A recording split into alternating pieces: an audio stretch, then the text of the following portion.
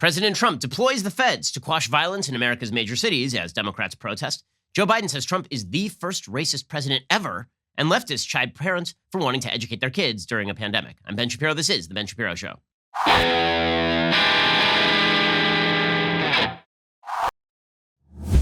The Ben Shapiro Show is sponsored by ExpressVPN. Protect your online privacy today at expressvpn.com/Ben. Well, there are two kind of different narratives that are emerging in the United States. And I'm not talking about just ideological narratives emerging in the United States. I mean two actual views of the fact. One happens to be factual. The other is the view that you are getting from the media.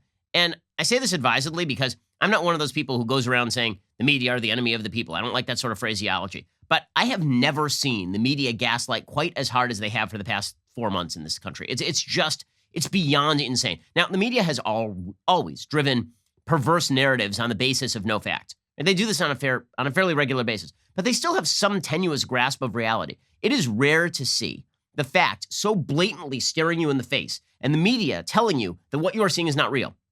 The media telling you who you're going to believe, us or your own eyes. Over the past several months, we have heard from the media that Andrew Cuomo is an incredible governor of New York as tens of thousands of people died.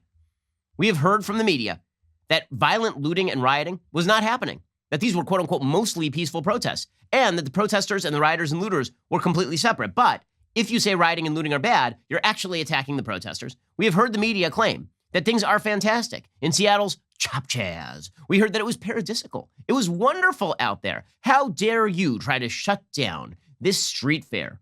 We have heard that enormous protest of literally millions of people in the streets in the middle of a pandemic was not a public health threat, directly after hearing that anti-lockdown protests were a public health threat. I mean, I've truly never seen anything like it. The media, over the past several months, and again, they've botched stories before. They've sort of done this on an individual level. They did it with Kavanaugh, for example. They did it with the Covington Catholic kids. But the extraordinary extent to which nearly every story that is being reported right now is not in any way reflective of the underlying facts, it's pure insanity. The most obvious example of this is what is happening in Portland right now. So in Portland, things are really bad. They are now in day 56 of rolling rioting. Okay, and rioting is what is happening in Portland. Okay, it is not a peaceful place. It is not a wonderful place. You can look at the footage. You can look at the Portland unrest footage. It's clip 5. And you can see what exactly is going on in Portland. People are firing fireworks. Tear gas has been deployed. Protesters are breaking down barriers. They're approaching the cops wearing bicycle helmets and tear gas masks. And they're using umbrellas and wood barriers to shield themselves from the cops so that people can't see them. They're vandalizing the federal courthouse. Okay, does this look like a peaceful protest to you? This looks like a riot, because that's what it is. It is a riot. And just because you have some moron in the back of the crowd holding up a group of balloons does not mean that this is happy-dappy-do time. And if you could see the footage, what you would see is graffiti all over the place. You can see that the federal building has been completely defaced, and people have been injured in Portland as well. Okay, overnight, Portland rioters set fire to the courthouse as well. That was another thing that they did. There's footage of them doing so, the Portland rioters. The police yesterday, right? The police were run by Mayor Ted Wheeler over there. The police, there's footage of them warning the crowd that they're going to have to use tear gas if they don't disperse. And this is being portrayed as like a big nothing. This is all nuts, okay? This is purely nuts. It's so bad that you end up with these 2-minute hate struggle sessions. So I will say this is part of this I enjoy, is the politicians who are allowing this stuff to go on, then being torn up by the protesters. I really am enjoying this. So this happened in Seattle, where Mayor Jenny Durkan basically allowed Chop Chaz to go on for weeks at a time, and people were getting shot there. And she's like, it's no big deal. It's a street fair, guys. And then they went to her house, and then she's like, shut this thing down right now. It was pretty great when the mayor of Minneapolis, who had allowed half his city to be burned down, went and did penance in front of protesters and was screamed at for not being warm enough toward defunding the police. And so they had like a full-on struggle session, like they were going to hang a sign around his neck and the whole thing over in the center of Minneapolis. So that was fun. Well, yesterday, Mayor Ted Wheeler decided that he was up for his 2 minutes hate on Oregon Public Broadcasting. So the mayor shows up in downtown Portland with the protesters and the rioters, and he proceeds to be called a fascist, which is just spectacular stuff. It truly is. It is great stuff. More of this, please. It turns out 2 minutes hate is eminently watchable. Here's Mayor Ted Wheeler being ripped up and down by the protesters he is allowing to terrify and terrorize his city. Chop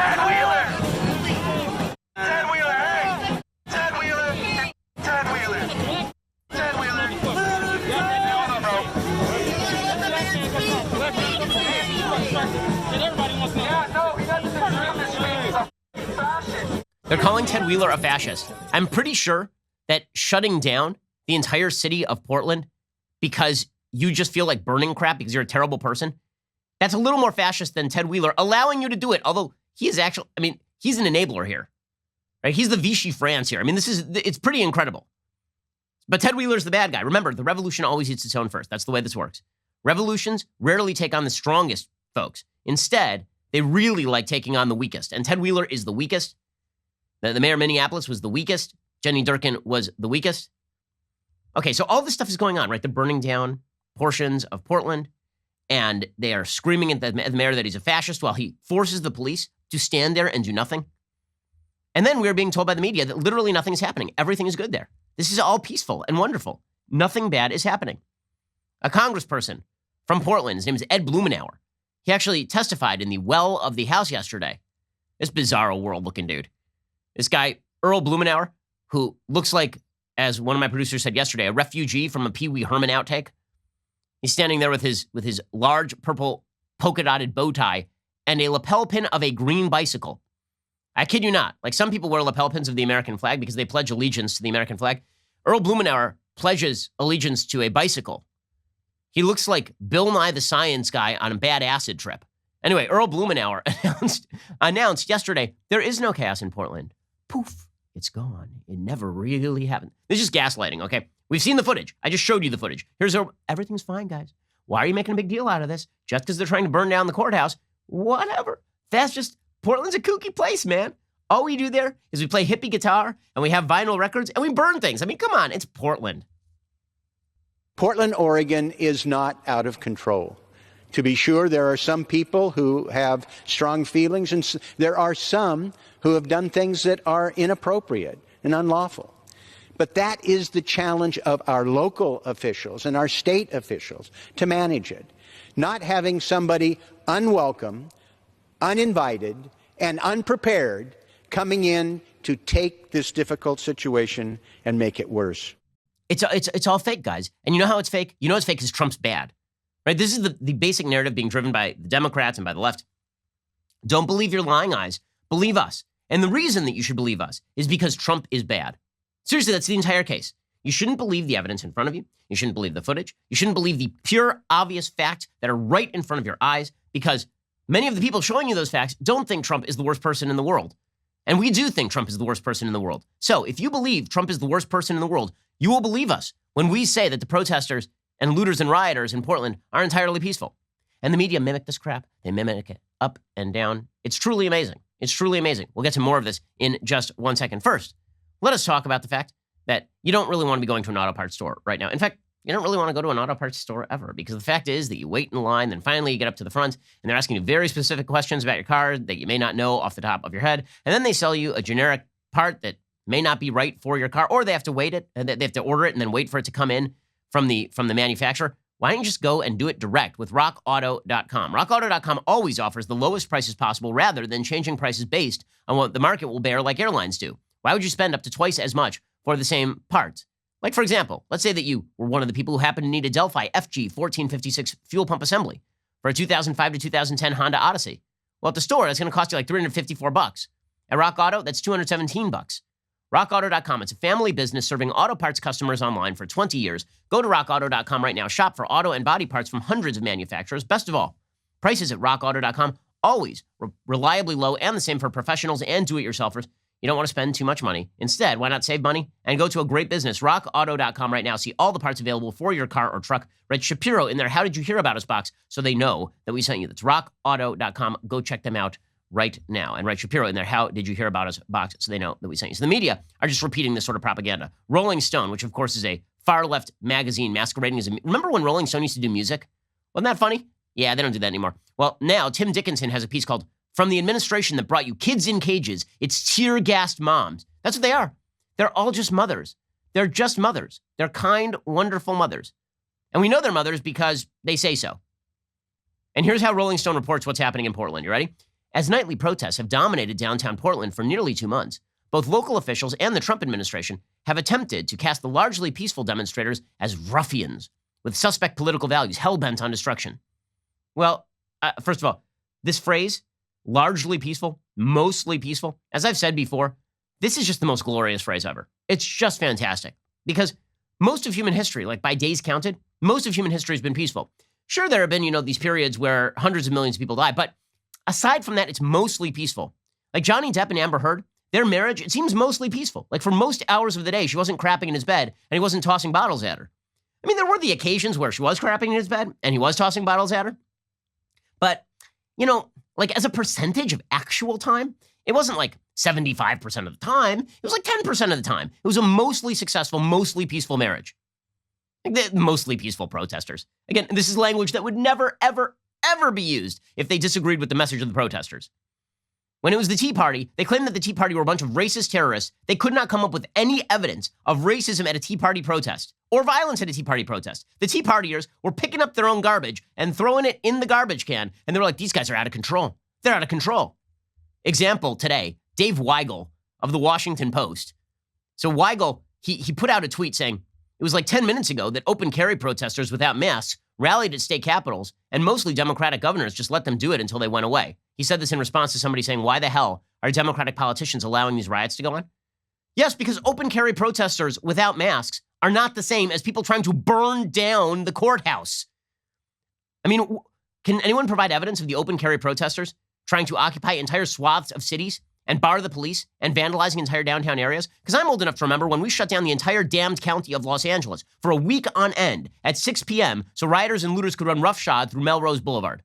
I'm old enough to remember that because I am more than 4 weeks old. My baby is old enough to remember it, and she was born at the beginning of March. Okay, this is it. If you feel like you're going crazy right now, you're not. The media have gone crazy. You are the only sane one. You are the only sane one. This is nuts. Okay?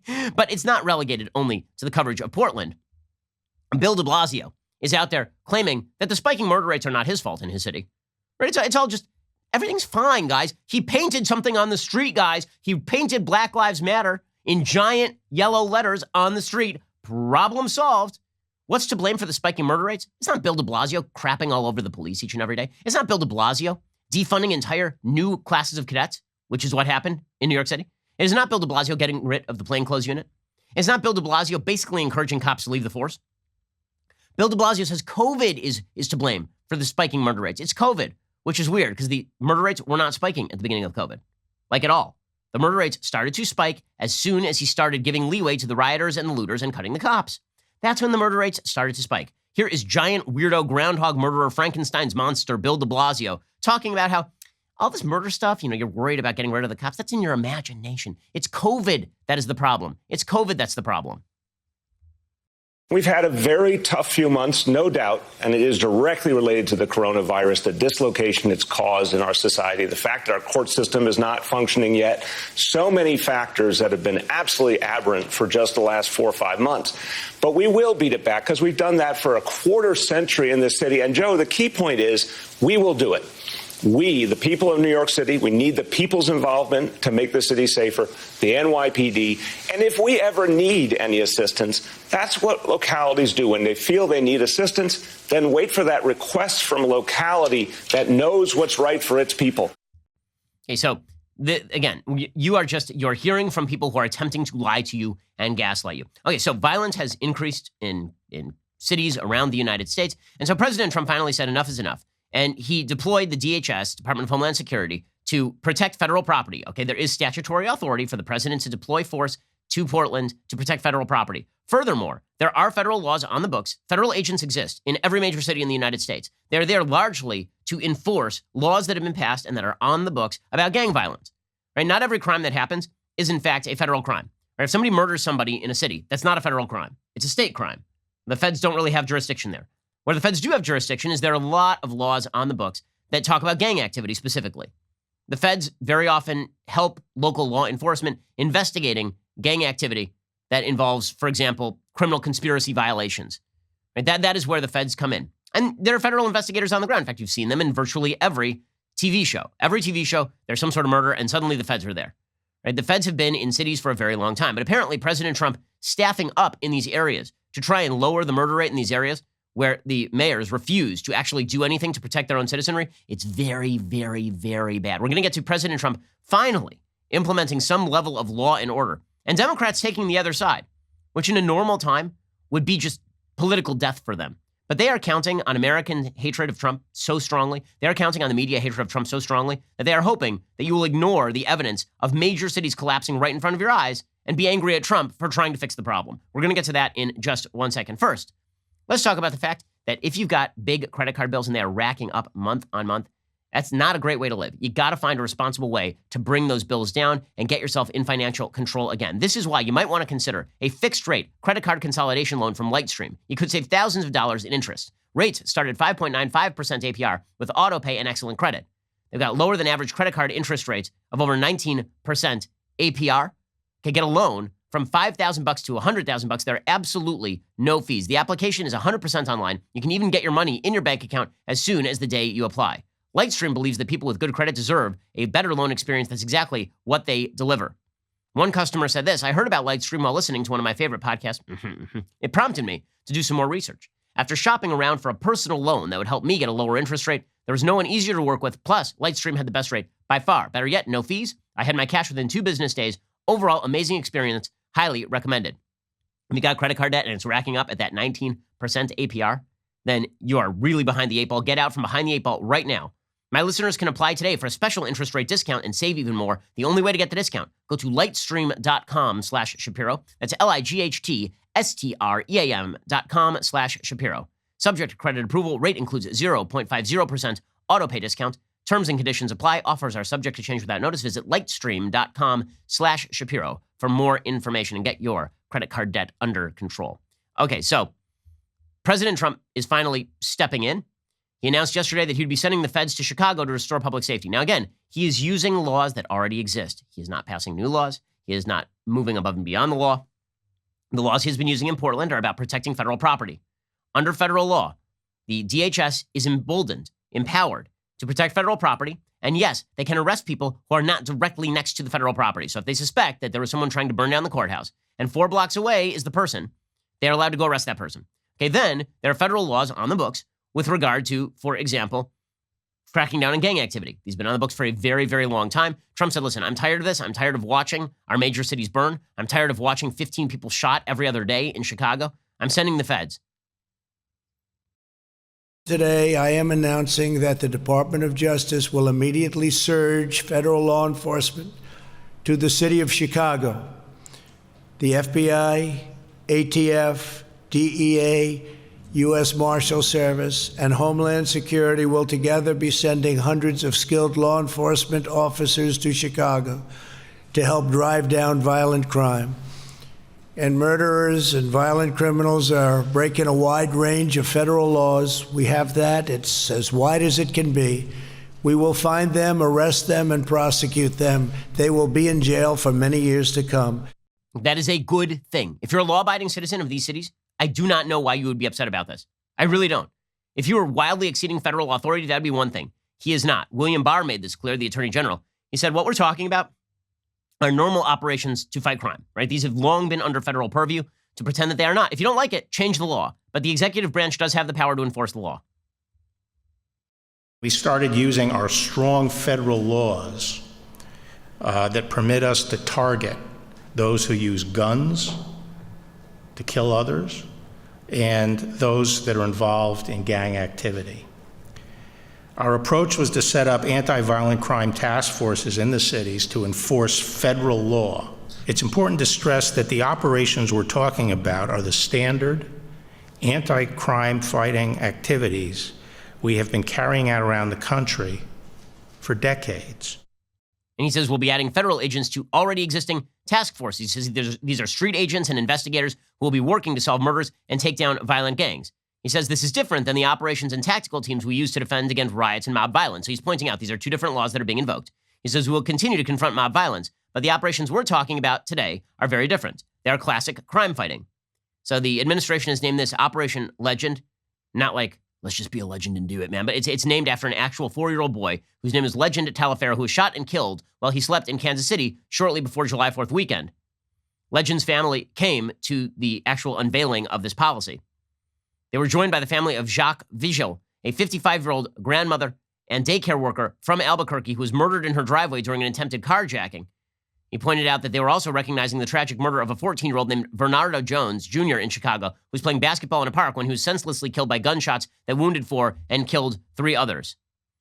He says to carry out Operation Legend, federal law enforcement agencies will be committing additional resources to these cities, including resources from the FBI, the DEA, the Bureau of Alcohol, Tobacco, and Firearms, the U.S. Marshals, and the Department of Homeland Security. He says to date, we've sent over 200 federal agents to Kansas City. They unveiled this thing earlier this month. They're just ratcheting it up now. We are directing a comparable amount to augment Chicago's existing violent crimes initiatives. We are providing more than 35 agents to Albuquerque. They're also providing financial assistance to state and local law enforcement in these particular areas, and they've made $3.5 million in federal funding available to the city of Chicago to compensate local law enforcement for overtime equipment and other expenses. Okay, so this is not a violation of law, nor is it really an extension of anything that the federal government has not done before. The media, however, are treating this as this is fascism. Trump fascism was trending yesterday on Twitter. Okay, so it's not fascism when you take over an entire American city and threaten to burn everything to the ground and then scream at your mayor when he comes to talk to you about stopping it. That's not fascism. Fascism is when the federal government uses existing authority to shut down rioting, looting, and murder in its cities, apparently. And the media are just wonderful at this. So the media literally asked Trump if the reason he's doing this is to distract from COVID. As though what you're seeing on the streets is not happening. Poof, it's gone. Right? The only reason Trump would do this is to distract from COVID. By the way, which would be the most idiotic strategy ever. Is anyone distracted from COVID? Who do you know who's distracted from COVID right now? Here's President Trump answering this question. When you look at Chicago and you look at the job, Mayor Lightfoot sent me a letter yesterday, and I think in their own way they want us to go in. There'll be a time when they're going to want us to go in full blast, but right now we're sending extra people to help. We're arresting a lot of people that have been very bad. As far as the coronavirus, as you say, I think we've done some amazing things, and I think you'll probably see that if you compare our statistics to other countries. The question itself is idiotic. Okay, in just a second, we're going to get to the left's response to President Trump sending in the feds to help local law enforcement, to enforce federal law already on the books. Suffice it to say, they're perfectly willing to allow people to run roughshod through their cities so long as it means owning the cons. Now, owning the cons by burning down your own cities is definitely a take, but that's what we're seeing right now. First, I want to talk to you about your internet freedom. So the fact is that a lot of people after your data. Big tech, they love your data. They love to use that data. They love to make money off that data. Also, there are hackers out there, and they want your data so they can literally steal things from you. Why would you leave your data out there? Instead, try ExpressVPN. ExpressVPN safely anonymizes and masks your data by using a secure VPN server. When you use ExpressVPN, tech companies can't see your IP address at all. Plus, ExpressVPN also encrypts 100% of your data to protect you from hackers and internet bad guys.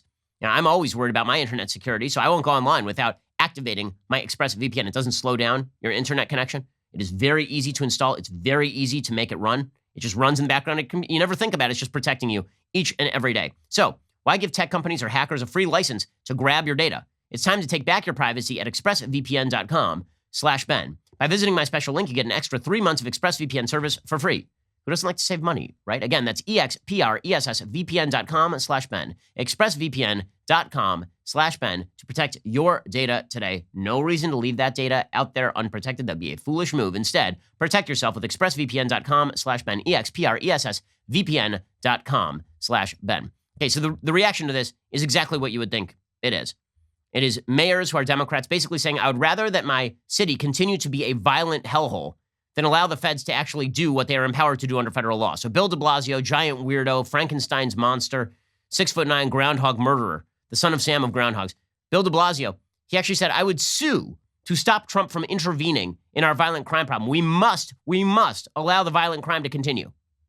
This president blusters and bluffs and says he's going to do things and they never materialize on a regular basis. So first, we should not overrate his statements. They are so often not true. Second, if he tried to do it, it would only create more problems. It would backfire. It wouldn't make us safer. And we would immediately take action in court to stop it. From my point of view, this would be yet another example of illegal and unconstitutional actions by the president. And we have often had to confront him in court, and we usually win. Okay, so he is going to sue Trump to stop him from actually implementing the law. Meanwhile, Lori Lightfoot, who's an awful, awful mayor of Chicago, and who has basically been allowing shootings to take place in her city willy-nilly. She said yesterday the real reason that Trump is doing this is because he's targeting women, which is a hell of a take. He's sending federal troops, they're not really troops, he's sending federal law enforcement to Portland, which is run by a white man. Okay, he's talking about sending federal law enforcement to places like Kansas City. I'm not aware that the mayor of Kansas City is a woman. Maybe it is, but I'm pretty sure that is not the reason why the president of the United States is sending somebody. The mayor of Kansas City is a man named Quentin Lucas, a black man. Okay, so she says this is really about Trump targeting women. So apparently the fact that she's a garbage mayor and her city is turning into a hellhole, Trump is only sending the feds because he doesn't like women or some such nonsense. This is so tiresome. It's so tiresome. What do you think people in Chicago who are getting shot at every weekend have to say about their idiot mayor who thinks the reason the feds are coming in is because Trump is mean to ladies? The president has been on a campaign now for some time against Democratic mayors across the country, whether it's me, whether it's Keisha Lance Bottoms in Atlanta, whether it's Muriel Bowser in Washington, D.C., whether it's Jenny Durkin in Seattle. Do you see a common theme here? The president is trying to divert attention from his failed leadership on COVID-19. Okay, really? That's what's going on here? And again, I love that she specifically picks out only the cities where there's female leadership. She ignores the fact that Trump hates Bill de Blasio. She ignores the fact that Trump really doesn't like Ted Wheeler. Like there are a lot of people Trump doesn't like who ain't the ladies. But this is what a cheap trick. Meanwhile, Jay Johnson, the former Homeland Security Secretary, is provocative. It's provocative to send federal agents into cities to, protect federal property. Provocative. Yeah, we should do exactly what Jay Johnson did when he was the Department of Homeland Security head. We should let Ferguson burn to the ground. Good idea, Jay. A surge like this would probably be unnecessarily provocative and actually make matters worse. The militaristic presence on the streets of the United States in our cities during moments of high tension can actually make matters worse and be provocative. There is legislation working its way through to limit the sale of Defense Department equipment to civilian law enforcement in our cities because it is provocative. You see those images of people who used to work for me in camouflage who look like the military, and it's provocative. He keeps saying provocative. The people who are apparently being provoked were trying to burn down the courthouse 5 seconds ago. I feel like they were already provoked. It's like the dumbass argument that you constantly hear from folks on the international left, where, like the Israelis responding to Hamas bombing pizzerias. It's provocative. How dare they respond? I'm pretty sure these folks were already provoked. They're in the streets trying to burn down the damn courthouse. Michael Chertoff, who's the head of Homeland Security under President Bush, he said, well, maybe they're exceeding their authority. He said, it's possible they're exceeding their authority. Well, maybe is not the same as they are. Right? Why don't you explain how they're exceeding their authority? You can protect federal property, but that doesn't mean it's an unlimited license to roam around the streets and pick up people based on some suspicion that maybe they're involved or going to be involved in something. Roving around on the street and stopping people and taking them down strike me as going beyond that authority. And that's wholly apart from the Fourth Amendment issue. Because whatever the statutory authority is, we still have a constitution. Okay, yes, and the Fourth Amendment has not been violated here. You are allowed to arrest people for committing felonies in public places without a warrant. That is a Supreme Court established doctrine. That is a fact. And by the way, here is what the law says, word for word, 40 U.S. Code, Section 1315. Law enforcement authority of Secretary of Homeland Security for protection of public property. The Secretary may designate employees of the Department of Homeland Security, including employees transferred to the Department of the Office of the Federal Protective Services of the General Services Administration, pursuant to the Homeland Security Act of 2002, as officers and agents for duty in connection with the protection of property owned or occupied by the federal government and persons on the property, including duty in areas outside the property to the extent necessary to protect the property and persons on the property. While engaged in the performance of official duties, an officer or agent designated under this subsection may enforce federal laws and regulations for the protection of persons and property, carry firearms, make arrests without a warrant for any offense against the United States committed in the presence of an officer or agent, or for any felony cognizable under the laws of the United States if the officer or agent has reasonable grounds to believe that the person to be arrested has committed or is committing a felony. Okay, I'm reading you the black letter law. That is the actual law. So don't give me that the agents in Portland are violating the law. I just read you the law. The law says they are doing exactly what they are supposed to be doing. So this ain't about tyranny. It's not about fascism. It's about Don't believe your own eyes. Don't believe that the cities are burning and that President Trump is doing something about it, because that might be a narrative in favor of President Trump. This is how you end up with idiotic articles like this one from the New York Times. Republicans pounce, pounce, seize, pounce. This is what they're constantly doing over at the New York Times. When Democrats do something dumb, the story is never Democrats do something dumb. The story is always the Republican response to the Democrats doing something dumb. So the Democrats have decided to let their cities burn and turn into chaotic hellholes. And the response of the media is, look at these evil right-wing media folks talking about it. Headline from the New York Times. Right-wing media stars amplify Trump's law and order campaign message. And first of all, in what way is that news? And that headline is, right-wingers are right-wing. I'm confused. How's that news? Subheadline, Sean Hannity, Rush Limbaugh, and other conservative pundits have seized on the Portland protests as a pro-Trump rallying cry. So much pouncing, so much seizing. Unbelievable. Right-wing outlets and conservative media stars have seized on the weeks-long protests in Portland as a rallying cry for law and order, instructing their followers to fear for their safety and blaming Democratic leaders for failing to restore peace. Oh man, the gaslighting is so strong. Instructing their followers to fear for their safety? Let me tell you something. I don't think you have to tell people to fear for their safety. I think people fear for their safety when they feel unsafe. You know what made me feel unsafe in the city of Los Angeles? When they shut down the entire damned county for a week to let marauders break into the Foot Locker down the street. That made me feel a little unsafe. I didn't need Rush to tell me to feel unsafe, you idiots. It's incredible. The gaslighting is beyond the pale, beyond the pale. Speaking of which, you want to talk about media bias? Okay, best example of media bias today. Remember that time when the New York Times ousted the editor of the op-ed page because they ran an editorial from Tom Cotton, an op-ed by Tom Cotton? They ran a piece of full-blown Chinese propaganda today in the New York Times by a guy who works for the Chinese government. The title of the piece was, "My relatives in Wuhan survived. My uncle in New York did not." Because China is better than New York. Okay, it's just a full piece of full-blown propaganda. Where are the protests over at the New York Times op-ed page? Where are they? The new editor of the New York Times op-ed page? Why isn't that person being called to account for printing Chinese propaganda? This guy's a propagandist on behalf of a regime that is currently shipping Uyghurs into concentration camps to be sterilized. And that's okay. That's fine, according to members of the New York Times woke staff.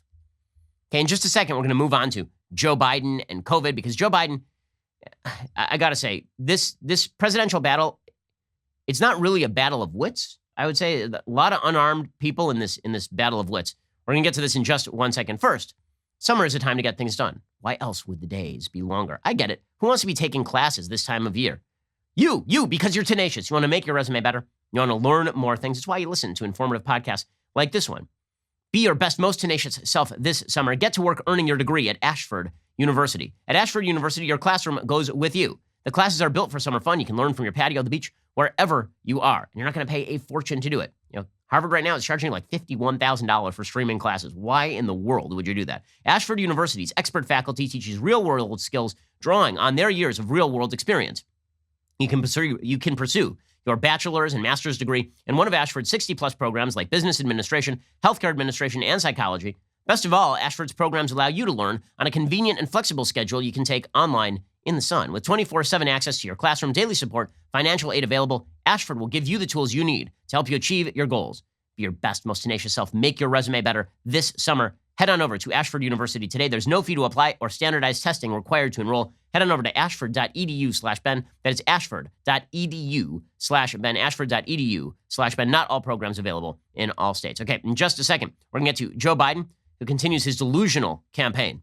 Doesn't mean he ain't going to win, but dude is not with us and has not been with us for some time. We'll get to that in just one moment. First, my new book, How to Destroy America in 3 Easy Steps. It is on sale now. It is a huge bestseller already, thanks to people like you. If you haven't bought it yet, you should go buy it right now. The book covers 2 different visions of America. We are watching them play out in real time.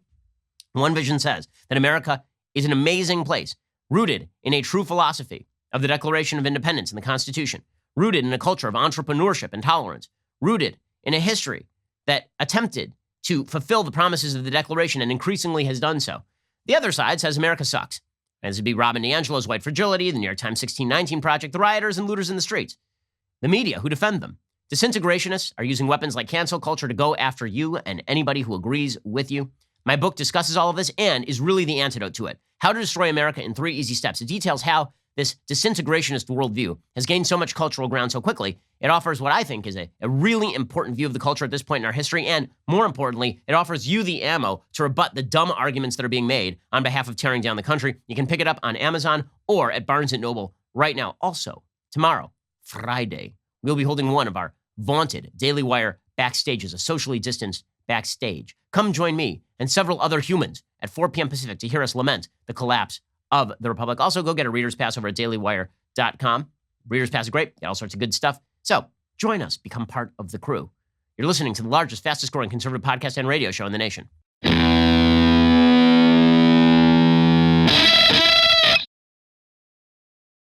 Alrighty, so meanwhile, the presidential campaign continues apace.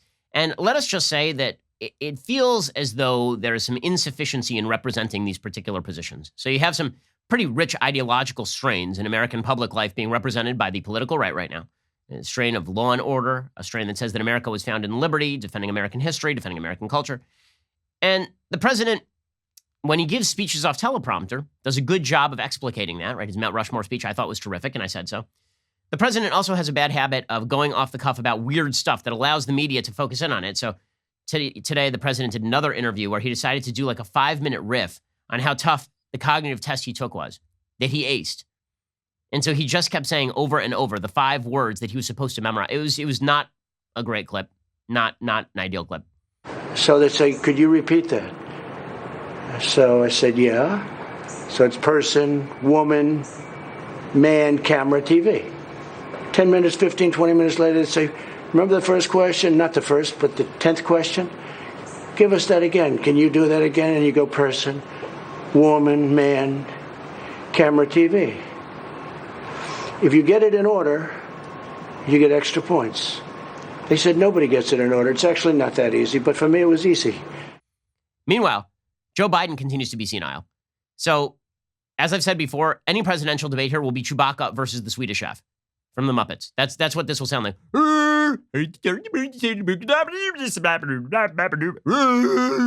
It'll be just phenomenal. See, on the one side, you have Captain, I passed a cognitive test that pretty much everybody who's not senile needs to pass.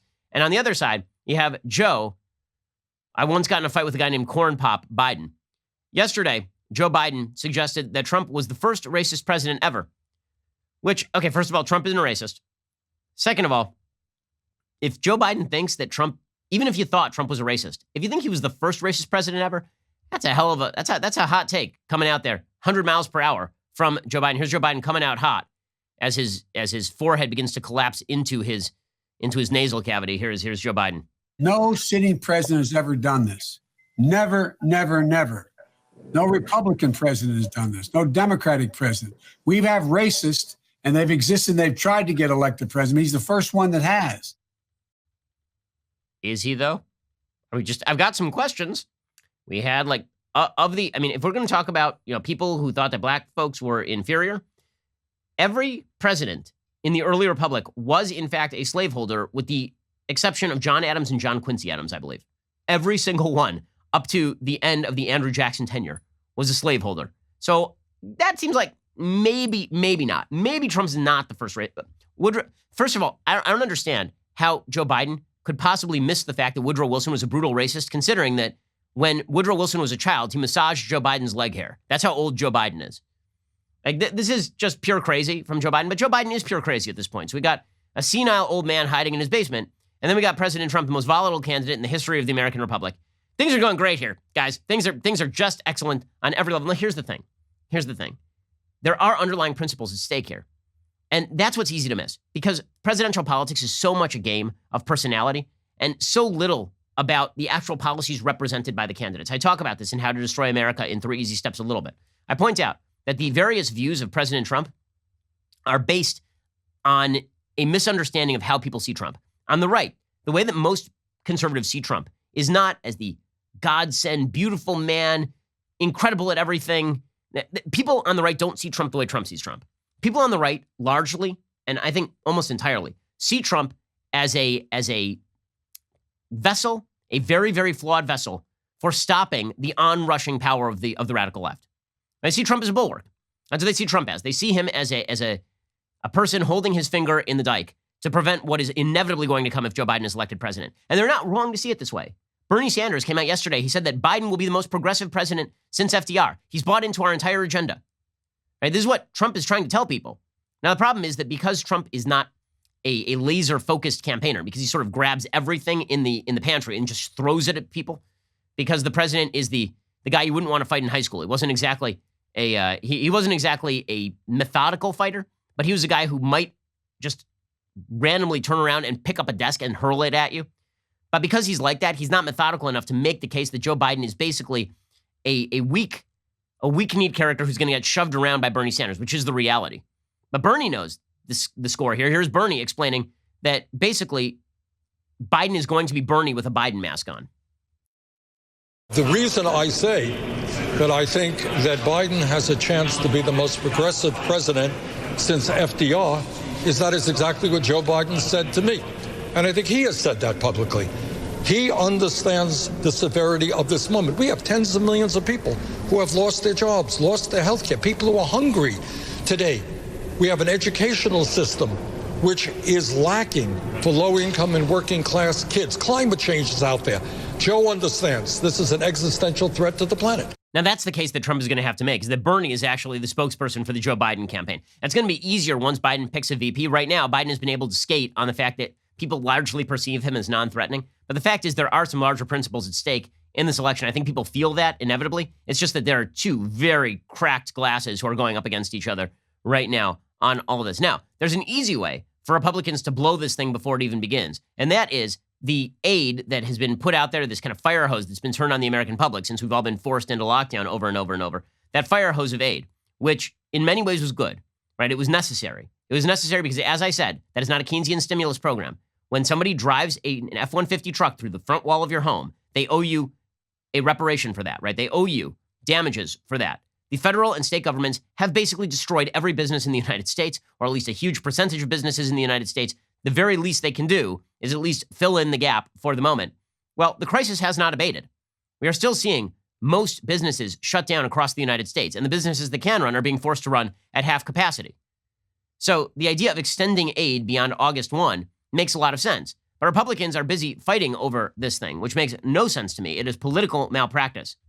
According to the Washington Post, Senate Republicans struggled to finalize a $1 trillion coronavirus relief bill on Wednesday, confronting internal divisions and continued White House demands for a payroll tax cut most lawmakers oppose. Now, I don't know why you would oppose the payroll tax cut. I really don't. Apparently, there are a lot of Republicans who are concerned that the Democrats are going to say they're raiding Social Security or something. Okay, that's insanity. No one cares about that right now. Seriously, no one cares about that right now. People want to make sure they have the money to pay the bills for the next few weeks at the very, very least. And nobody, just pass a bill, include the payroll tax cut. Most Americans want the money back in their pocket. By the way, I'm never expecting to see my Social Security money. I'm 36 years old. I'm never going to see it. It's gone. Okay, the whole thing's a giant damned Ponzi scheme. So give me back my money right now. Now, there's certain ways in which you can make this bill better than the old bill. Like, for example, you can, in fact, try to peg people's unemployment to what they were earning so as not to encourage people to stay out of the workforce. One of the problems with the old bill is that it basically just threw money at people so that they were earning more money by being unemployed than by being employed. You don't actually want that. You want to encourage people to be employed where they can be employed. But the extension of unemployment insurance to people in a time when the government is literally forcing them not to go to work makes a lot of sense. If Republicans find a way to blow that, it's a mistake. There are a lot of times when you say, listen, we can't spend this way. This is not one of those times. It isn't. Because again, what we are talking about is the government has created the problem. The government has created the problem. At a certain point here, the government won't have created the problem. Most states will have basically said to people, go act as responsibly as you want to, and we can start to get back to normal. That is not where we are right now. So while I admire Senator Ted Cruz, listen, I'm very friendly with Senator Cruz. When Cruz says things like, I'm not only a no, I'm a hell no on the idea of really extending more aid here, at least the way we're doing it, there is a certain level of urgency that outweighs the political concerns on spending at this very moment in time. We still don't know the details of this initial proposal, but as it's written right now, I'm not only a no, I'm a hell no. And sadly, I think this is envisioned as an opening gambit. Everyone expects the Democrats to come back with a huge wish list of spending. And this is the swamp in a feeding frenzy. Everybody's lobbyist has their hand out saying, well, look, if you're spending trillions of dollars, I want to get some. And it's not right. Okay, he's right that it's not right. It's also the only way that something is going to get done right now. I mean, let's just be real about this.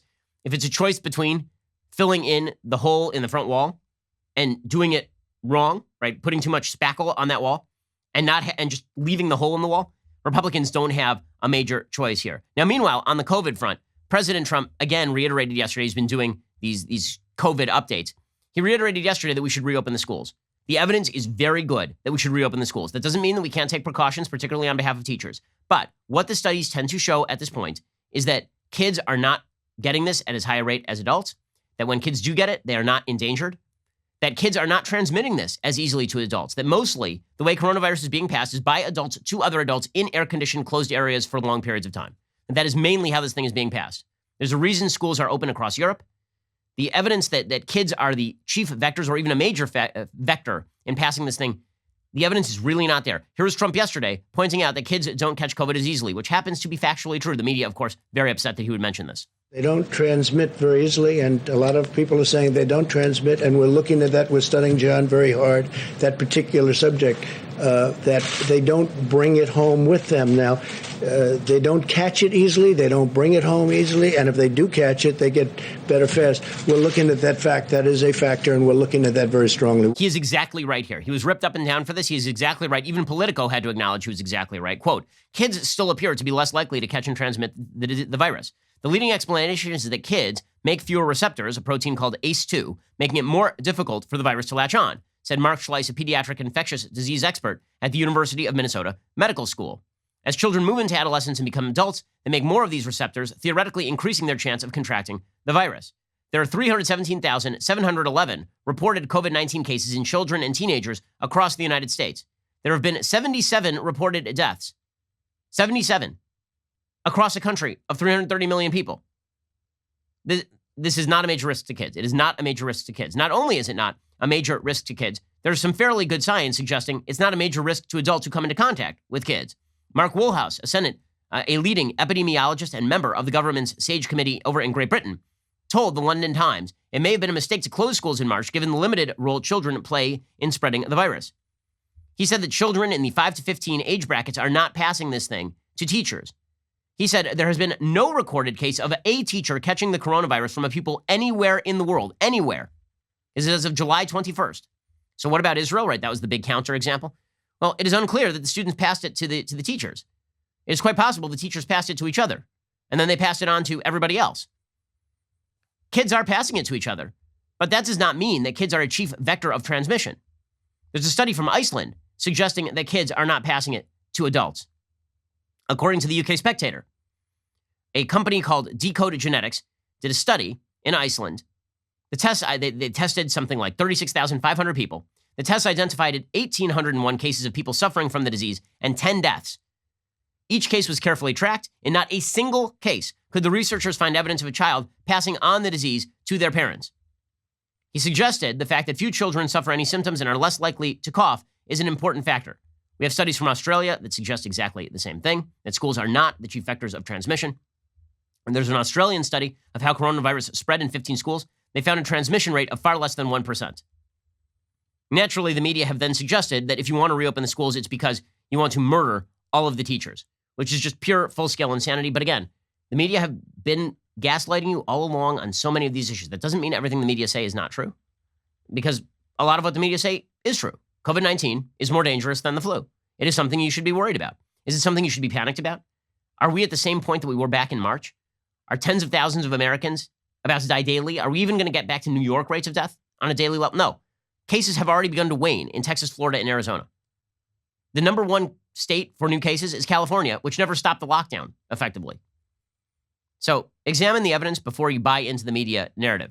All right, we'll be out here a little bit later today with 2 additional hours of content. In the meantime, go pick up a copy of my new book, How to Destroy America in 3 Easy Steps. Also, if you want something entertaining to do this afternoon, aside from listening to the rest of the show, go give a listen to Joe Rogan's podcast. I did his podcast with him yesterday. I think that it was fun. I think it was entertaining. Be warned, it is rated at the very least PG-13. There is some language. So language and nudity, not actual physical nudity, just discussions of such. You can go check that out over at Joe Rogan's podcast. I think that you will enjoy it. In the meantime, pick up my best-selling book, How to Destroy America in 3 Easy Steps. Otherwise, we'll see you here tomorrow. I'm Ben Shapiro. This is The Ben Shapiro Show.